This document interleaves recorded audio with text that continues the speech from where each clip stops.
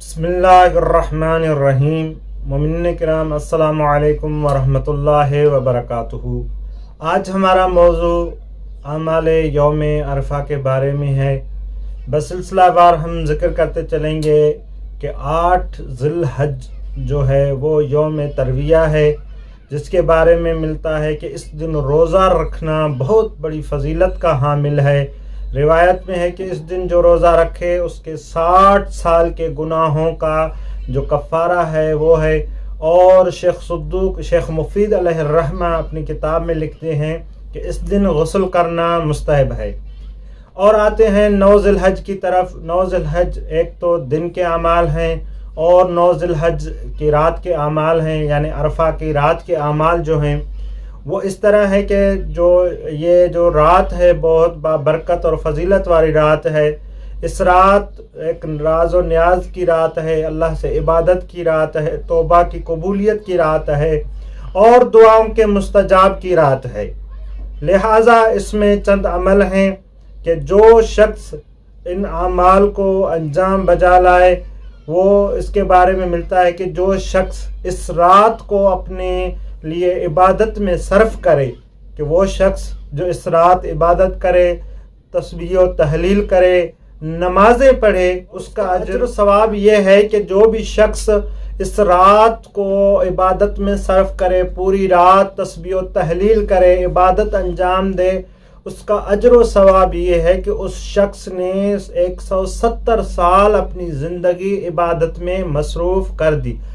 اور اس کے بعد اس رات میں ایک دعا پڑھنی ہے جس کا یہ جملے ہیں: اللہم یا شاہد کل نجوا و موضع کل شکوا الی آخرہ تک یہ دعا پڑھنی ہے۔ اور اس کے بعد یہ شب عرفہ کے اعمال ہو گئے۔ اور اس کے بعد 9 عرفہ کے دن کے جو اعمال ہیں،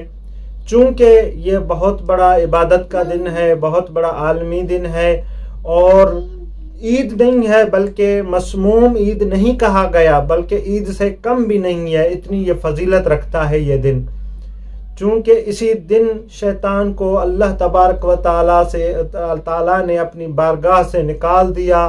ذلیل و خوار بنا دیا، اور اسی دن اللہ تبارک و تعالیٰ نے اپنے بندوں کو اپنی طرف عبادت اور اطاعت کی طرف بلایا۔ اس کے چند اعمال ہیں اور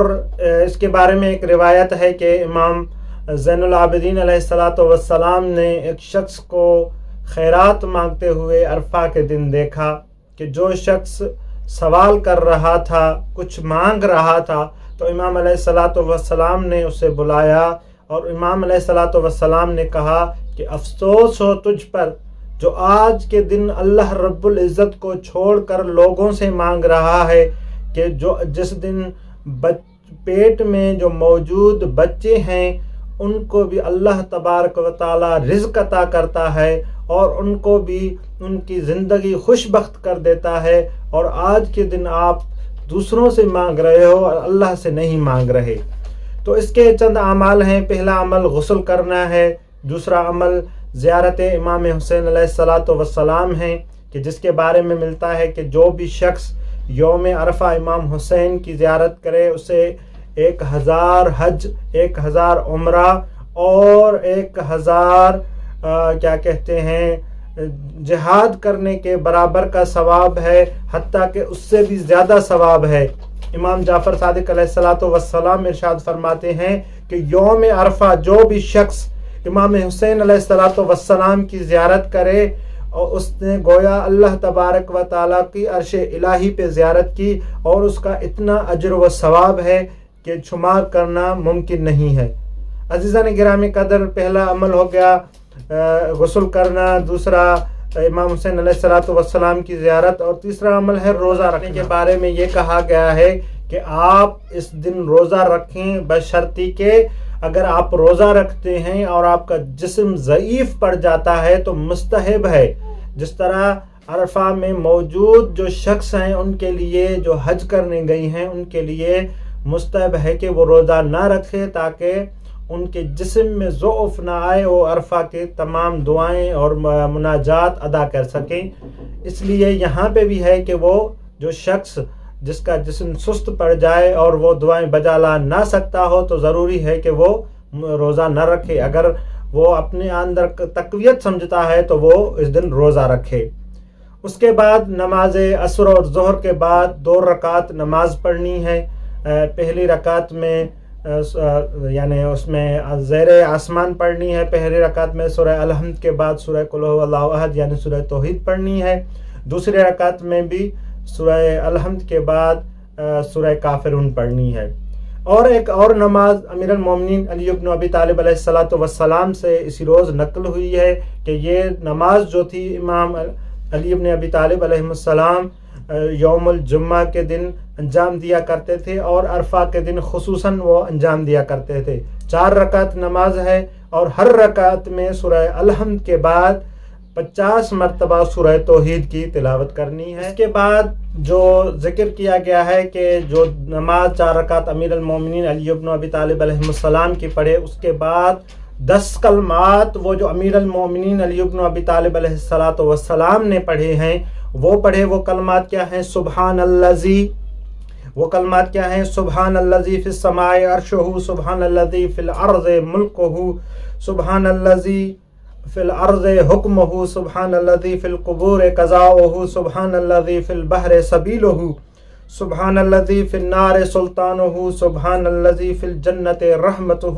سبحان الذی فی القیامت عدلہ، سبحان الذی رفع السماء، سبحان الذی ثبت الارض، سبحان الذی لا ملجأ ولا منجا منہ الا الیہ۔ یہ 10 کلمات پڑھنے ہیں کہ اس کے بعد جو ذکر کیا گیا ہے کہ 10 مرتبہ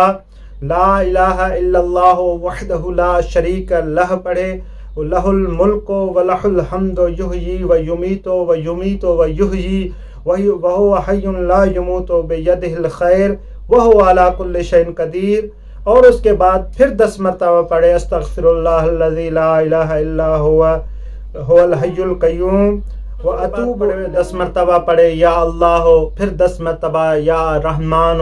پھر 10 مرتبہ پڑھے یا رحیم، پھر 10 مرتبہ پڑھے یا بدیع السماوات والارض یا ذا الجلال والاکرام،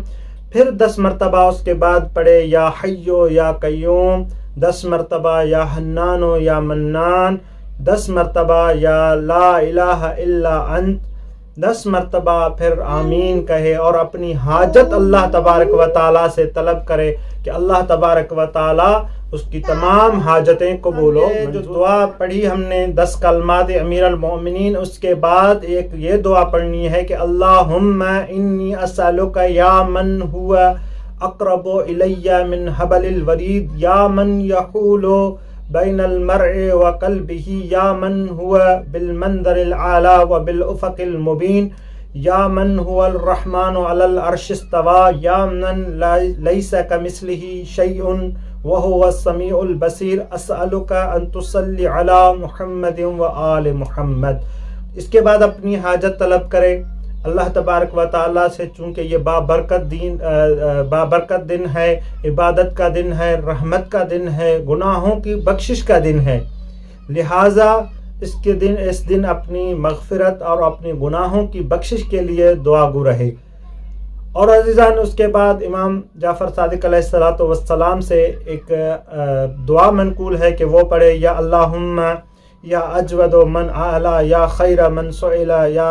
یا ارحم من استرحم، ارحم علی ضعفی، اللہم صلی علی محمد وآلہ الی آخرہ۔ یہ دعا پڑھنی ہے کیونکہ یہ بھی ان کے اس دن کے اعمال میں سے ہیں۔ دعائے ام داؤد پڑھے، دعائے ام داؤد کے پڑھنے کے بعد، کیونکہ یہ سب دعائیں تفصیل سے مفاتیح الجنان میں مذکور ہیں، آپ وہیں پہ مراجعہ کر سکتے ہیں۔ اور دعائے ام داؤد پڑھنے کے بعد امام جعفر صادق علیہ السلام سے منقول ہے کہ جو اپنے مومن بھائیوں اور برادران کے لیے دعا گو رہیں، جو حیات ہیں، جو اس دنیا سے جا چکے ہیں، کہ ان کی بخشش کے، جو جا چکے ہیں ان کی بخشش کی دعا کریں، اور جو کیا کہتے ہیں زندہ ہیں ان کی صحت، عافیت، اور جو بھی ان کے حوائج ہیں ان کے لیے دعا گو رہیں۔ اور ملتا ہے کہ عبداللہ ابن جندب، جس کے بارے میں مشہور ہے کہ اس کی طرح دعا مانگیں جس طرح وہ عرفات میں اپنے مومن بھائیوں کے لیے دعا مانگا کرتے تھے، یا جلیل القدر سکۃ الاسلام جسے کہا جاتا ہے، معاویہ ابن وہب، اس کی طرح جو اس نے عرفہ میں اپنے مومن بھائیوں کے لیے دعائیں مانگا کرتے تھے، اس طرح دعائیں مانگے۔ اور آخر میں جو ان اعمال میں سے ہے کہ زیارت جامعہ کبیرہ پڑھے اور دعائے اشراط کی تلاوت کرے۔ اسی کے ساتھ دعا گو ہیں کہ پروردگار عالم سے کہ پروردگار عالم